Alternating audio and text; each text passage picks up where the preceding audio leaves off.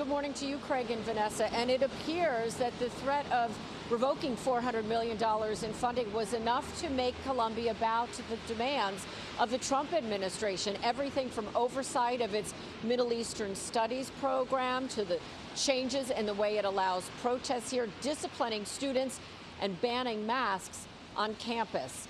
This is all part of a broader agenda that the Trump administration has laid out and exacted around the nation with the threat of withholding money to get the change it wants. And it's an unprecedented move to see this in academia. Education Secretary Linda McMahon said the school is now on the right track to getting the money back after bowing to the demands of President Trump and saying of Columbia's interim president, she wanted to make sure there was no discrimination of any kind. She wanted to address any systemic issues that were identified relative to the anti-Semitism on campus.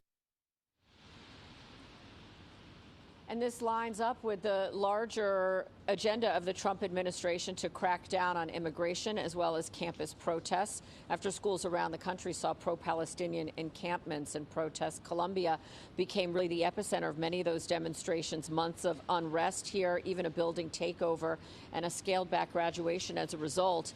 The letter from the Department of Education laying out the demands in exchange for the return of the $400 million in grants, including enforced discipline and expulsion for students who engaged in encampments and building takeovers last year, to ban masks except for religious and health reasons, preventing anti-Semitism, that on-campus law enforcement should arrest and remove agitators, to put the Middle Eastern Studies program into a federal academic oversight for at least 5 years, and to vow to reform admissions for international and graduate students. The money has not yet been released, but the Education Secretary going on the record yesterday saying she very much sees that this is on track.